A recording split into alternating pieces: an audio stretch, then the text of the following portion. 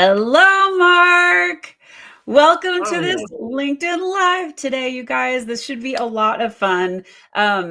I'm Lindsay Dowd. I'm the Chief Revenue Officer of Intry Careers, and this is another in our LinkedIn Live series. And today I'm with my friend and top career coach, Mark Missiano.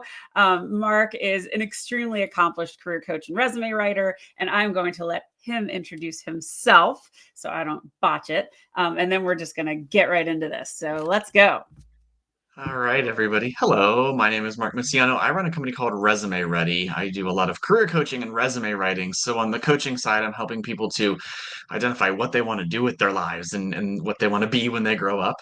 How to land on the top of the stack of resumes instead of getting lost in the shuffle with an effective job search and interview prep to make sure that people can communicate their value clearly. And then, of course, on the writing side, I'll work on resumes, cover letters, LinkedIn's, bios, and I work with folks across all sorts of industries, but love that space where people are trying to level up. So push themselves Mm, into leadership roles or push themselves into executive leadership or board leadership roles.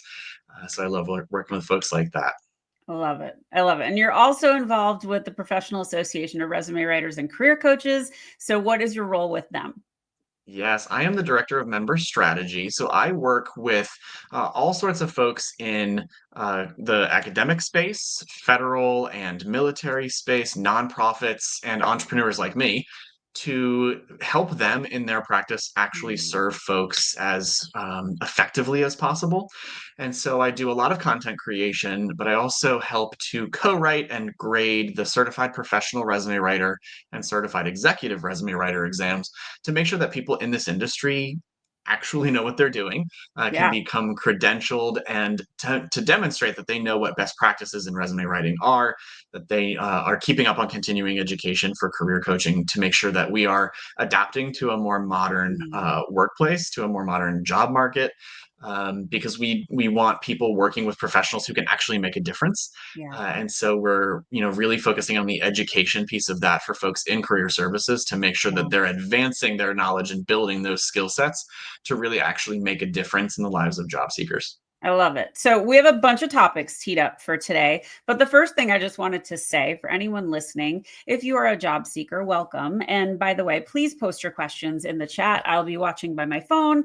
If you see me looking down, I'm not texting, I'm actually looking at your questions. So, please bring them on. But we are going to be talking about modern trends, what the landscape is right now. We're going to get into AI and the role of AI and where you can go wrong with AI, because there's a lot of places for that. But first, let me just say that with Intry, I mean, we feel really strongly that you should not go it alone. And that's why we work really closely with career coaches and resume writers. Sure, I could go out to AI, I could go to my favorite chat or Claude or Perplexity or whatever and say, whip me up a resume, here's my background. But it might not be good, it might not be in the right format, and it also might not get through the ATS. So that's I can why don't we just start there? And you must see a lot of these. So what happens when someone does something like that? Yeah. I see a lot of this because AI is a great assistant and it will give me fantastic ideas all the time. Mhm. But I don't let it write anything for me because it never sounds authentically human, number one. Right. It's so very easy to pull like what is and isn't written by ATI or by AI.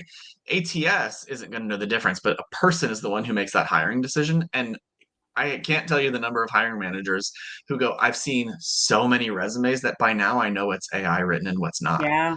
And so they don't see you as authentic. And Mhm. yeah, qualifications are important. Obviously, we want to communicate qualifications, but when it comes to hiring for a job, people hire people who are good fits for the role. And if you're not demonstrating that you can voice your own value in a coherent way and you're trying to make AI do it for you, you just come across so inauthentic and people are picking out like, oh, that's not a person that's it's almost like going to I've used this analogy before. It's like going to like an amusement park and they got those like animatronic dinosaurs and you're like, wow, that's it, but I know that's not a dinosaur, right? Yeah, Like yeah. but It's it's cute. sort of Yeah. dinosaur-ish, right? And that's the case here. It's almost human, but it's not quite human. Now, the other thing is AI is only as good as the inputs that you give it. That's right. And so working with a professional, you're not getting that sense of like critical thinking, that storytelling, the narrative That's aspect right. to it. And so if you dump in a bunch of information into AI, it's just going to reformat everything you've already given it. It might make up a bunch of random stuff. I've seen Yeah. AI Oh, make AI up a ton lies of all the information time. that is not true. Then you're a liar on top of everything Yeah. else. But it ends up just regurgitating, kind of boilerplate stuff. There's no narrative there. There's no story there. There's nothing to Yeah. grab the attention of the person who's going to be reading your resume. And so Well, you lose out on all of that when you remove the human element from all of it.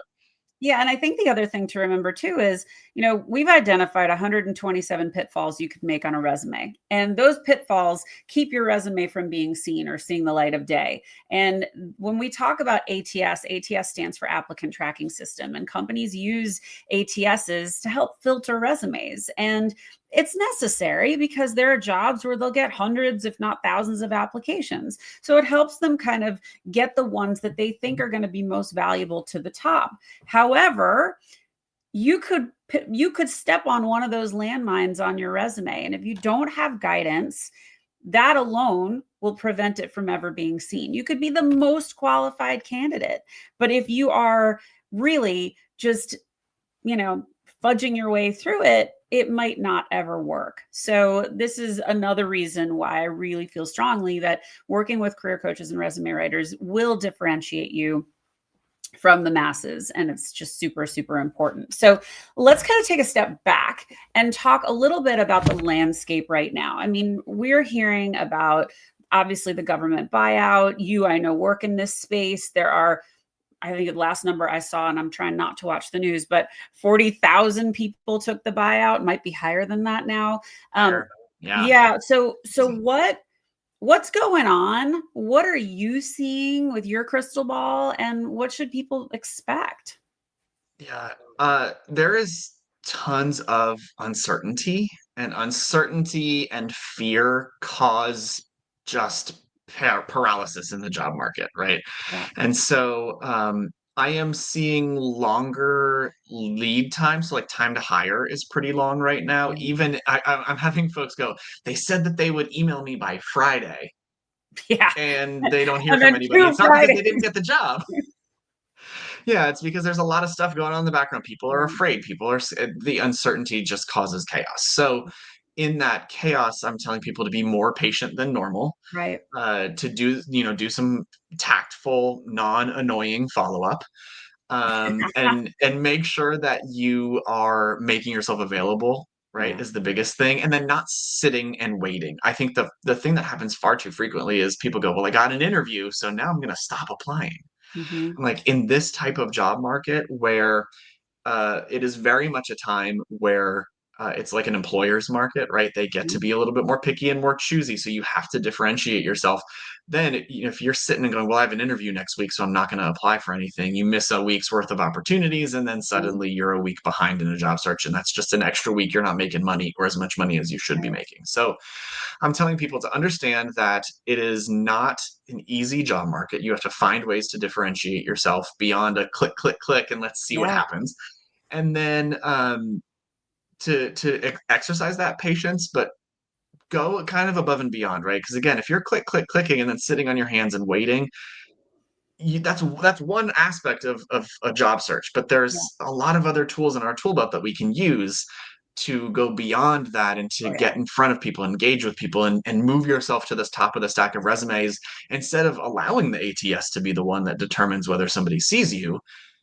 Kind of taking what you want, going after the thing that you want, grabbing it and saying, this is the direction I'm going. So I'm going to, Mhm. build connections and make relationships and leveraging existing relationships and show a hiring manager that I'm not just, a one-click person and then wait to Yeah. see what happens. I'm tenacious enough to go after what I want, showing a hiring manager that you're going to be tenacious enough to do well in the job That's once right. you get it.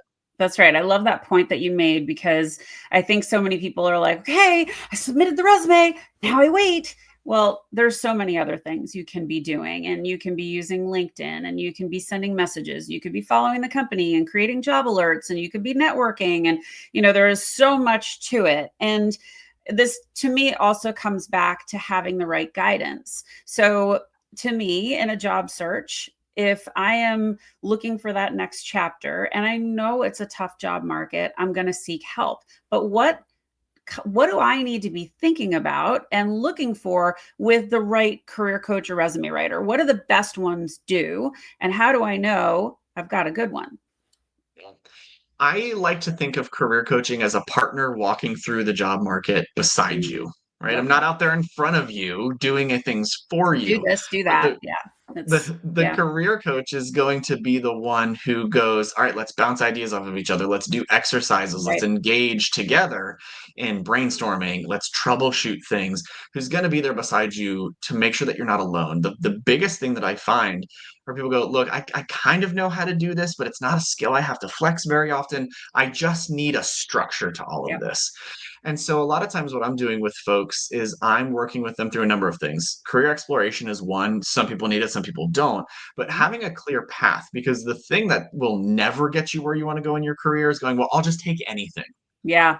Right. Bad Now, you don't have idea. to narrow down to one job at one Mhm. company, but starting to narrow the scope of the job search is going to help you to start to understand how then you communicate your value on paper, on LinkedIn, and then how you can communicate it in an interview. So you have to get clear on what you want first. And a good career coach is not going to go, all right, let's write you a generic resume and you can use it for everything. If you Yeah. ever hear that, run away, because you want somebody who's going to go, well, let's look at job descriptions together. Do you have the skills you need? Can we, tell stories that back up your experiences to show that you're the right fit for this? And so Mhm. you want to work with somebody who's going to engage you for more than an hour, right? Like, you need some ongoing coaching to make Right. sure you're getting where you need to go. So I always recommend working with folks from the Professional Association of Resume Writers and Career Coaches, somebody who is credentialed by an organization, because Mm. coaching in general, but especially career coaching, resume writing, this is not a regulated industry. And so Mm-mm. you could work with anyone who just decided to call themselves a resume writer or a career Mhm. coach. And if there's no continuing education there, if there's no certification there, you want to be a little bit more wary. It doesn't mean that someone can't be good, Sure. but certification, like I have the resume writing certification, certified professional resume writer and certified executive resume writer for the writing side. I've also got the certified digital career strategist, which is like a LinkedIn certification, Right. and a certified professional career coach. So all of these things kind of then start to work together to go, all right, we're going to approach this job search from a holistic standpoint. And so I always recommend, when you're working with a professional, look for somebody who is doing this holistically, because when I work with clients, we're talking about their mental health. We're talking Oh, about their daily schedule and how to build this in. We're talking about the actual job search tactics and strategies, yeah. how to tell their story, how to engage on LinkedIn, when to post. All of this comes together into a giant toolkit that people Yeah. can use, that's multifaceted, because that's the way that you get a job, is you attack from all angles, and then you increase your likelihood of success, because statistically you're doing all the things, but you Yeah. can't just walk in and try them all. A lot of what I do is go, okay, we're going to start here, and then Yeah. we're going There's to an build order. from there until Yeah. you're And executing at a high level. everybody's coming from a different spot, right? So your experience, your tenure, your age, your desires to move through different career chapters, all of those come into play. And that's what I love about the best career coaches out there, because they meet you where you are. They say, look, you already have a really good network, so let's capitalize on that. Or you have a great resume to start. I would just make a few tweaks to it Yes. here. And how you deliver that message and the resume really matters. So, one of the things that I see people struggle with so often is how they tell their story. So, their unique value prop. And especially when I see, if there's a gap year, or if they got laid off, or if they got fired, and you can immediately sense the energy change the second they get to that part of the story, and they tense up, and the person interviewing can feel that too. So, we spend a lot of time in the work that we do with Intry is really making sure that they're telling the story that keeps them interested. So, this is something that I'm sure you see a lot of this with your clients that come to the table. And first of all, let's just acknowledge, if you're in a job search, this is stressful. This is hard. And that's why we incorporate mental health into our offerings too, because that is you need coping tools. You need to know, how can I talk to my partner and my friends and my family about this? Their expectations are high. They're wondering when I'm landing that next job. That is pressure and that is real. But having that kind of, partner that's going to go alongside and hold your hand and say, okay, we've got this. These are the things you're doing really well. These are the areas we want to focus on to fix, and you're on your way. But it's not just, yeah, I'll give you a new resume and beat it. Right? I always tell people, if I were to write you a resume and send you out into the job market, I'm not setting you up for success, because No. you won't be successful with just a resume. There's Mhm. so much more to it than that. Agreed. I've got a very high strung ultra type A personality client right now, and his partner is saying, well, what about this? We'll just do this. We'll just do this. And I'm Everyone's like, an expert, right? you and I are working on this, Mhm. right? Like, we are being intentional and methodical to get Yeah, you to the point where you can effectively execute the job search. So I was like, listen, blame it on me if you need to, right? Like, this, you it's have going to. slow because you and I have to get clear about what you want to do before we Yeah. just send you out in the job market. I So think there's it's also very strenuous. I think there's also a little element of permission. Once you kind of work with a coach who says, okay, not only do I want you to do this, I'm like telling you to go do this. And there is that moment of uncertainty. And I think everybody experiences this, whether it's a new job or it's you're doing something you've never done for the first time. When you have that person that's been there that says, yes, of course you can do this. Go, you got this. And you're really good at it. You do it. That changes the momentum. It changes their energy and their focus, and gives them kind of a sense of, no, I'm doing this right. So another reason to listen to the experts, because just because somebody got a job at one point in their life does not make them an expert. So Yes. yeah, we all have those friends who tell us that they are the ones that know it all. Okay, so let's talk about one of my favorite topics, because this one, whenever I bring it up, people have a very, very specific response, and that is the cover letter. To cover letter or Really? not to cover letter? I mean, I know it's kind of changed. We're in less formal times than we were once before. What is your view on the cover letter, and should people be doing it? Should people not be doing it? You tell me. So I employ the mentality that you should go above and beyond for the jobs you absolutely want and are ideal, perfect jobs for you. So if there is a position and you have the option to upload a cover letter and you're like, wow, this is the top of the line, like this is where I want to be, why would you not do everything you possibly can to get into that organization? So my opinion on cover letters is you can actually write like a decently template type cover Sure. letter and change the name of the company and the job title, as long as you're kind of tailored toward one industry or one type of job. It's actually not that difficult to just change out the name of the title and the name of the Mhm. company and be done with it and send it in. But here's the thing: for me, it's all about visibility. Right. And so if you're being more visible because you wrote a cover letter, will somebody read the entire cover letter word to word, word for word? Probably not. There. It's very unlikely. However, there are things you can do to generate more interest in your cover letter. Cover letters, people still do this weird 90s things with cover letters where they're like, my name is Mark and I would like to be the I would next like this revenue job. analyst at Intry. It's like, I know you applied online. Why did you just tell me that?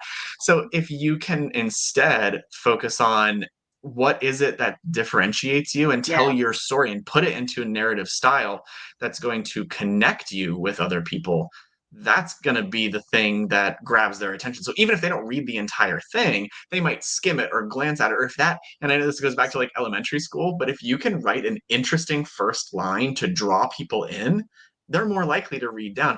I I agree. incorporate section headers in my cover letters. I incorporate some bullet points sometimes with different Yeah, things, not to be repetitive on the from the resume. I pull out or reframe it, but I'm communicating value in those cover letters. So if somebody just even just glances at it, they get a yeah, better sense of who you are. And so I say, like, listen, is it time consuming? Yes. Will everyone read it? No. yeah, However, if it's for a job you really, really want, why aren't you going above and beyond? Why aren't you showing them that you're the best no matter what? It makes you look more yeah. polished, more buttoned up. I say go for it. Yeah, so Intry's built a tool called Career Compass, and this is a tool specifically for career coaches and resume writers. And one of the really wonderful things about the tool is there is so much value as a career coach and a resume writer inherently just in their role and persona, but they can extend so much more to their clients through this tool. And one of those things, there's many, but one of the things that's in Career Compass on the client side, so the job seeker side, is an AI generating cover letter tool. So you can paste your job description, you can say it already has your resume, it already has your profile, and then it writes you a beautiful cover letter that matches that job description. And you know what? You can have many, many versions of a cover letter, and you don't have to keep rethinking it. You can save it, you can create new ones. It's you can customize them as often as you need to.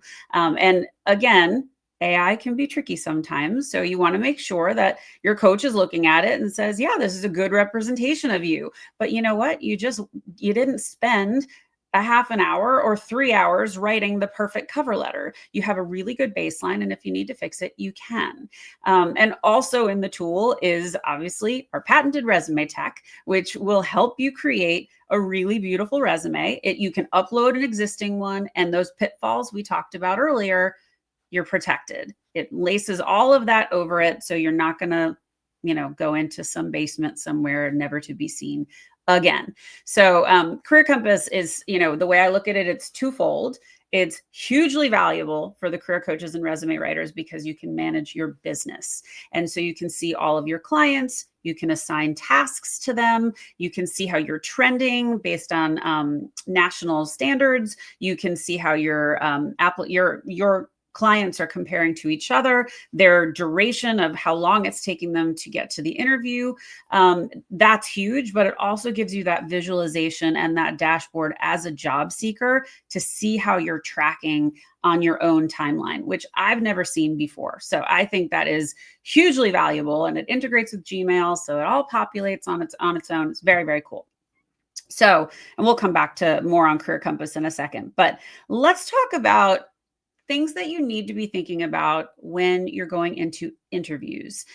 Because interviews, I think there's no more winging it. Like, you've got to do your homework and you've got to be prepared. So what are some of your best practices on getting ready for an interview? Yeah, interview prep for me is company research. So know who are their products, what are their pain points, and it's looking at their website, right? To kind of navigate through different pages. It's looking at their company page on LinkedIn, but also like glancing through news articles that relate to the company. You want to know what they're about, what their challenges are, because your job is to walk in and solve those Right. challenges. So then, one big thing that I always say, interview prep starts with the application because so many times I apply online and then they call me for an interview and I go to look at the job description and it's gone because they Yeah. take it down, then they call people. So saving your job descriptions for roles that you're Good. applying Good for as you tip. go, Good tip. because what you need to do then is you go through, because people always go like, all right, I'm going to prepare, answers to these 10 questions. I'm like, why? We have no idea what you're going to hear when you walk in. What I would No. rather you do is that you take that job description, you look at the bullet points, and you go, what are they asking me to do here? What's the principle behind this? When have I done that in the past?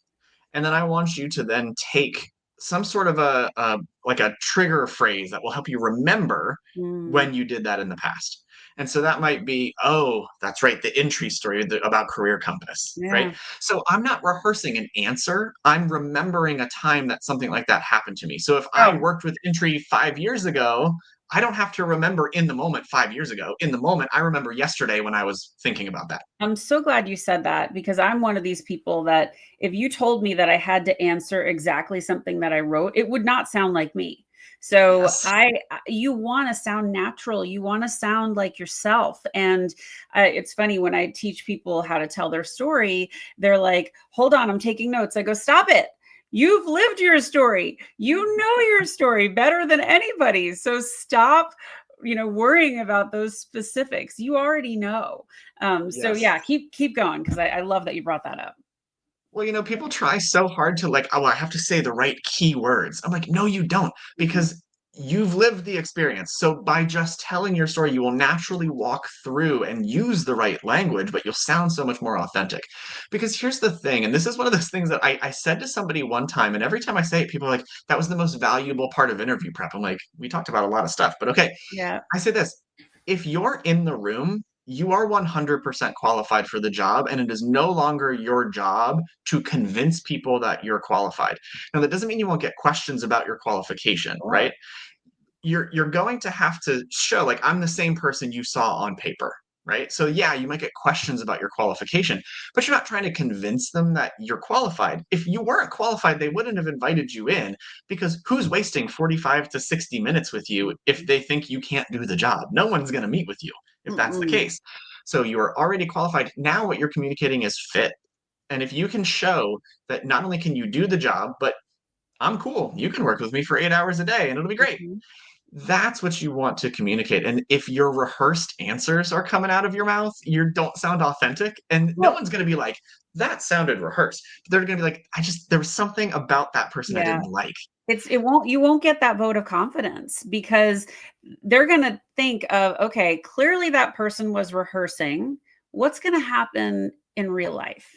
And are they going to be able to answer questions on their own? Because it sounds like you have a crutch. Sounds like you have a crutch. Yeah, Echo. exactly. Holy cow. um, so here's one that I love. What about asking questions? Because every interview always ends with, do you have any questions for me? And I've made this mistake a long time ago. No, I'm good.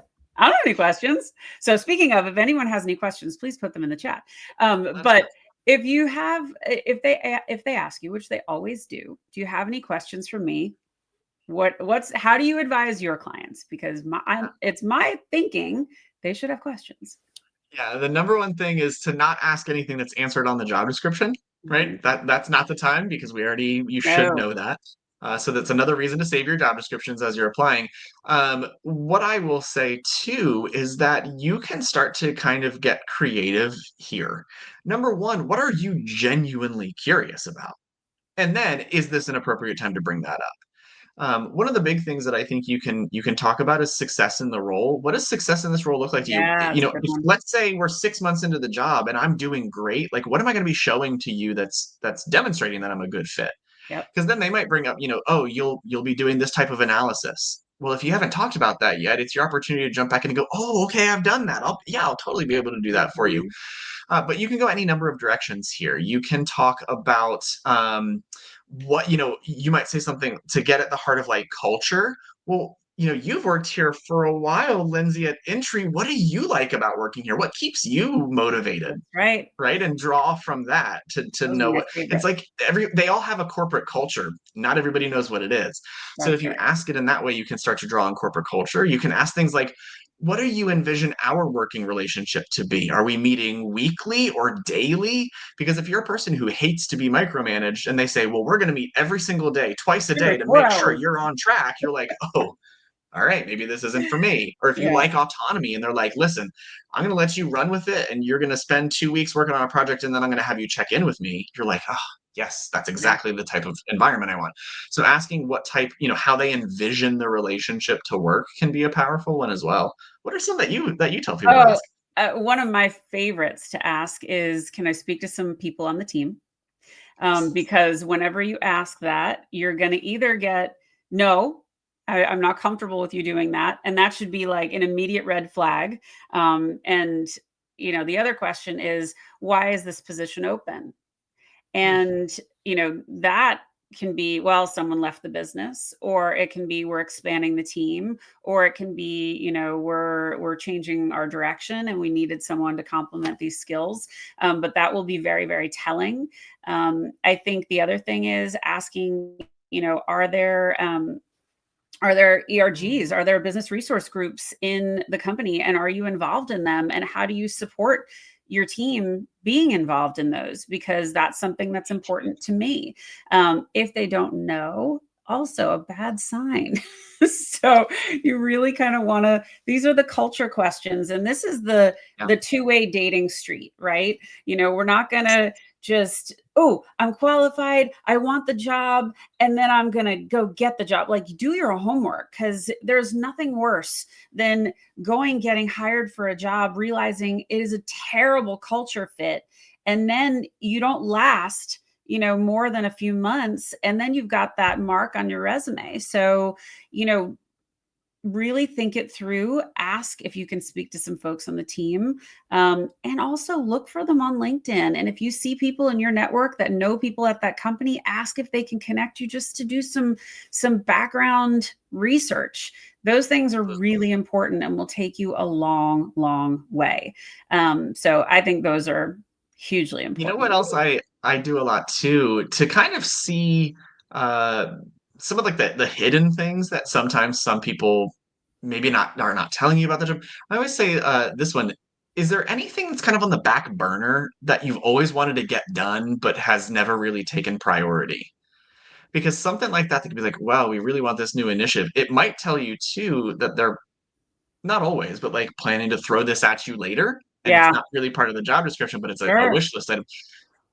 And that can give you some clues like, oh, are there other things out there? Or the opportunity to go, oh my gosh, I would love to tackle that for you. Become the Yeah, solution to their problem rather than just a person sitting at a desk. yeah. And then you go, oh, well, I can walk in and do that for you on day one. Yeah, I think also, the really big advice I want to give to people, and I'm sure you do this, is when you're looking at the resume, kind of deconstruct it and do all the things that you love about it, and then the things that you don't love about it, and then take a step back and look.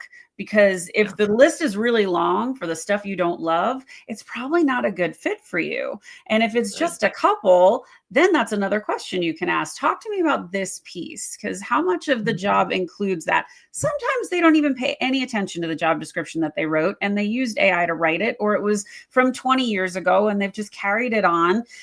So it's good to kind of isolate those things so you understand what that is. Because the worst thing you could do is shiny penny. Oh, there's 3 things on the job description I really love. I want that job. And then not realize that Yes. most of You know which what's one of that's the not like. you know what's one of the career this is funny you bring this up because I do a career coaching exercise with folks, especially when they're, considering something new or on the fence about what they might want to do. I tell them to look back at all their previous jobs and look at the job descriptions for roles that they want and to create a hell yes and a hell no list. So your hell Yeah. yes is like, I these are my must-haves or like Yeah. things I'm really excited about. And the hell no list is like, I'm never doing this again. And you can do anything, right? Yeah. Commute, salary, types of tasks. There's all sorts of things you can put on that list. But then as you're looking at job descriptions, you're like, oh, Yeah. there's 5 things on my hell no list here. Why would I Hmm. even consider this? This is not going to be a good fit for me. I love that. Rather than like oh, but it's a job and I need a job. Hmm. You're being more strategic than that. I love that you do that. I aside from the hell yes and hell no, I always do that with, give me a list of everything you ever loved about all the jobs you've ever had, Yeah. and everything you swore you would never do again. And Mhm. that's like your hot list, right? If you Yeah. see those things pop up, red flag, Stay you should away. know it's not for you. Because, or if that's a small piece of the role, then go in really transparent that that's not something you really enjoy. Because there's always stuff in every job that you don't love to do, and that's just normal. That's just the way it is. So, okay, so in talking to career coaches and resume writers, the one thing that we've understood is that it can be difficult to manage multiple clients and have a good grasp of the high level of what you're doing. How do you stay organized? I know you have a very specific system that is set up for you, and it took you a long time to build. um, Forever. this is why we built Career Compass, because we really wanted to give career coaches and resume writers those tools that we know they need every day. And so what are some of the things that you do as a career coach and resume writer every day, for your clients? Or like, what are the things you're checking on all the time? Yeah, systems is huge and can be a just a difficult road to walk sometimes, making sure that you have systems that actually work for you so nothing's slipping through the cracks. I think last time you and I talked, I had 68 active clients. I have 73 active Oh my clients right now, God. which I am a Dude, one person congrats. business, but that's a lot to That's a manage. lot. So I keep track of, for each person, everything that I have to do for them based on Yeah. the package that they bought. Yep. And then I'm tracking where in each individual instance, where are we? So are we on the first draft of the resume, the second draft of the resume? Have I written their cover letter yet? Have I done Mhm. this or that? So I'm tracking all of those things. I'm using a lot of automations. I'm using Calendly to make sure that I'm Yep. booking and scheduling in a way that's not going to overwhelm me.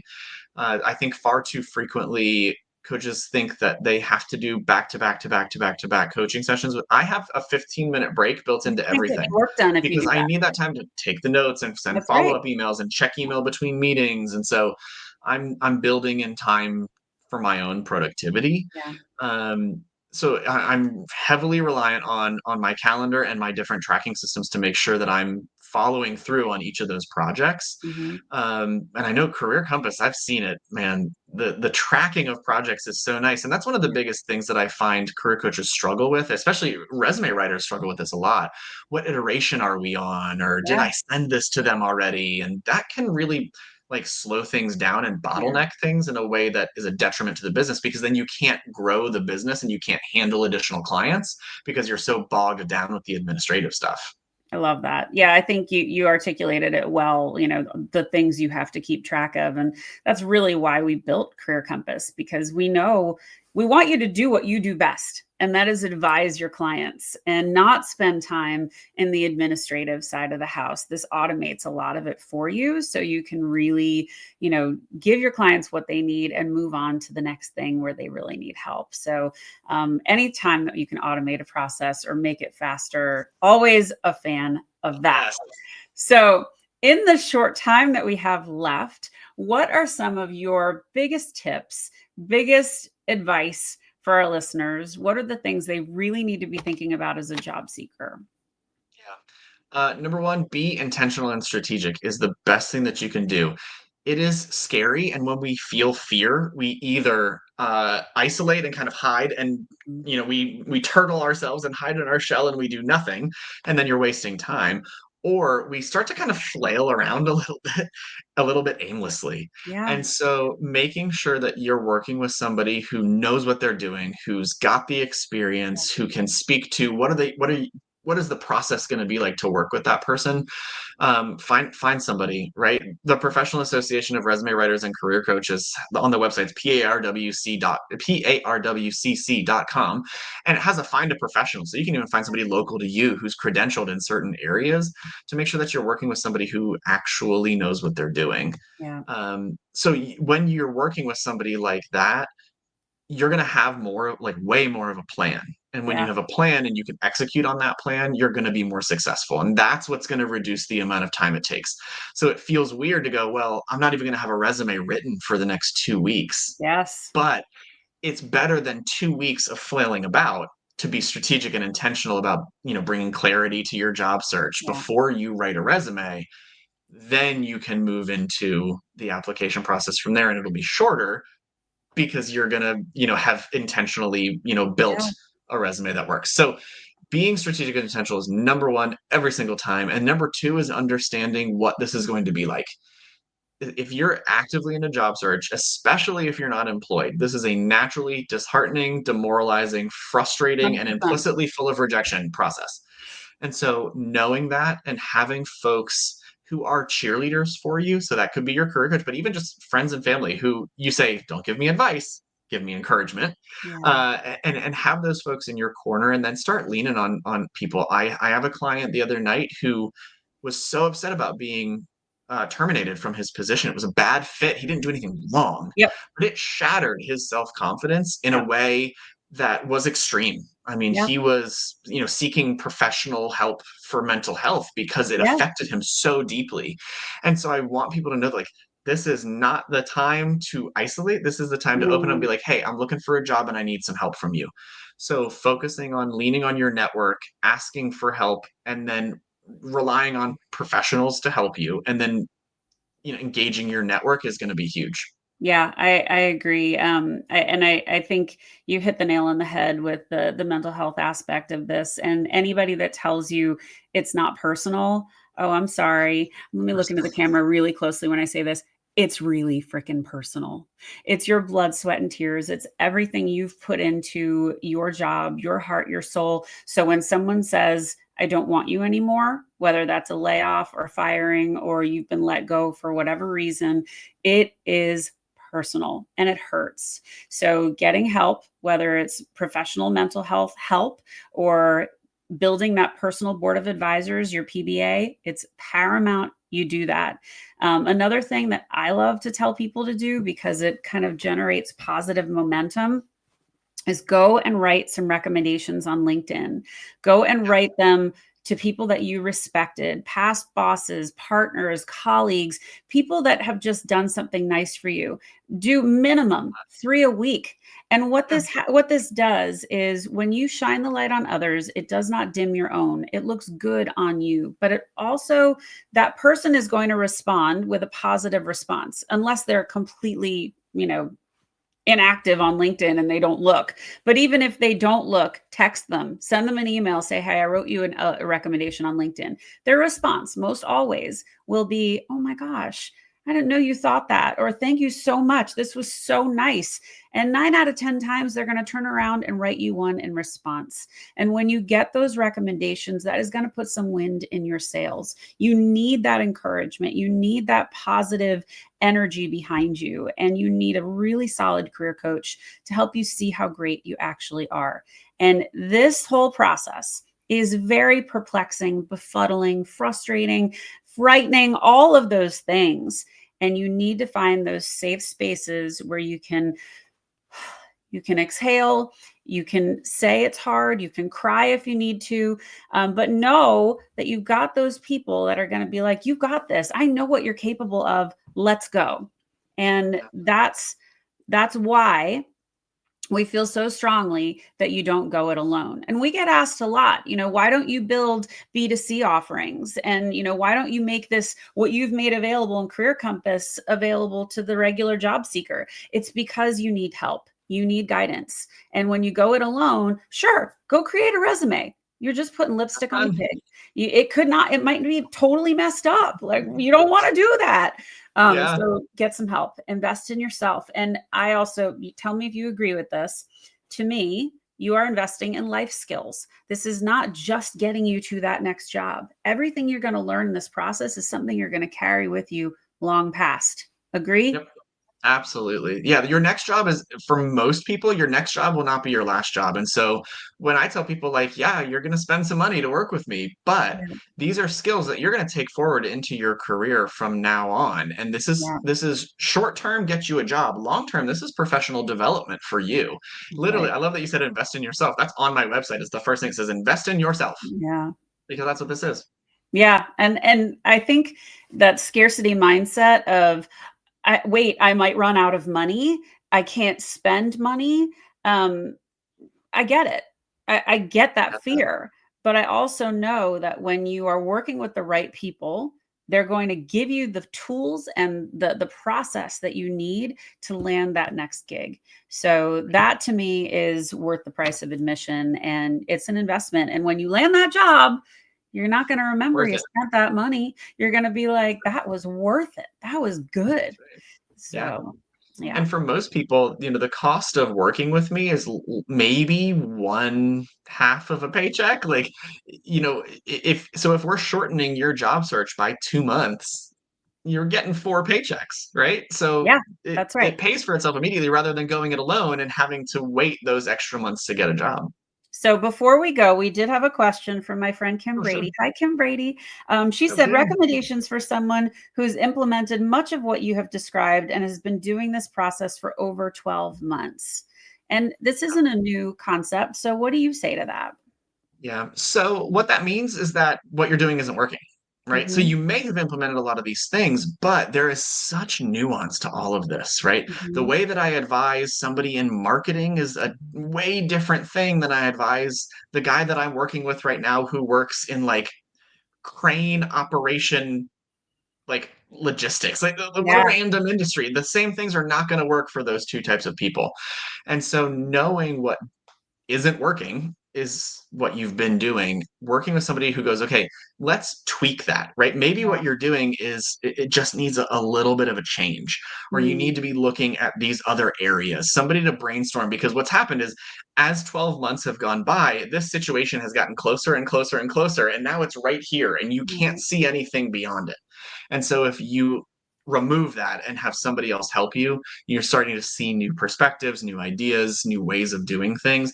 And maybe it's some tweaks, maybe it's an entirely different strategy. Yeah. But working with somebody is going to be like, oh, okay, here are other ways that this might be effective. Let's do it a Yeah. different way. Yeah, I also think sometimes when you work with that new set of eyes, that new set of ears, they're going to see and hear things that maybe you haven't thought of before, and hone your story, tweak your story. Just maybe the way you tell it needs some adjustment. But Yeah, yeah, I hope that absolutely. answered your question, Kim. She said she's hired career coaches and resume writers and asked for help and introduced. It just hasn't been working. It's exhausting, It's girl. I exhausting. feel It you. is exhausting. But here's the thing I also tell people, at the end of the day, this statistically, it is ridiculously hard to get a job purely by statistics. If there Right. are 250 applicants for a role, you have a 0.4% chance of landing that job. Mm, So purely statistically, that takes forever, right? Like that's not a good chance of getting a job. right. And so as you get more applicants for each job, the number goes down and down and down. So what I'll say is, when you're doing the things and you're doing those things correctly, you've paid for the help, you're Yep. using your network, you're doing all the things. Now you're at a numbers game, and persistence is your friend. And so Right. while it is disheartening and demoralizing, you go, all right, what is getting you the best results? And what is getting you the worst results, and then focus in the areas that are getting you the best results. Now, Mm. this question, this is the thing that's a career coach thing to do. I want to ask 100 questions, Kim. I want Right. to know, like, are you getting interviews but not landing the role? All of those kinds of things. Because maybe what you need is, you need an interview coach. Yeah. You have folks out there like Tally Schlafer and Lily Fogel who are specifically interview coaches. Maybe you don't Mhm. need a career coach because you're doing the job search correctly. Maybe you need an interview coach Mm. because you're not landing when you're getting interviews. So there's so many different aspects to what we do in career services as a whole. Some people Yeah. just do resume writing, some people do career coaching, some people do interview prep stuff. Like, you might need to find the right person and then invest in that. Or again, maybe you're doing all the right things and you've finally gotten to the point where you have a robust job search strategy. Right. Now it's about consistent execution, and that it sucks, but it just takes a while. All right. She says, I haven't been getting the interviews despite internal referrals bringing me to the forefront. Uh, that's Well, even more painful. yeah, that's hard, Kim. I mean, let's keep chatting about this because we are out Yeah, I of was gonna say, reach time. out. But yeah, reach out to Mark. Mark is a super friendly face. He's my friend, and you're my friend. So you are now connected. Anyway, guys, I hope this was helpful. I hope you got a lot of value out of this conversation. Watch this space. We're going to be doing more conversations like this in the coming weeks. Mark, thank you for sharing your wisdom. You're fantastic. I adore you. And guys, have a great day, and reach out if we can help at all. And go check out Career Compass at intrycareers.com. Thank Thanks, everyone. You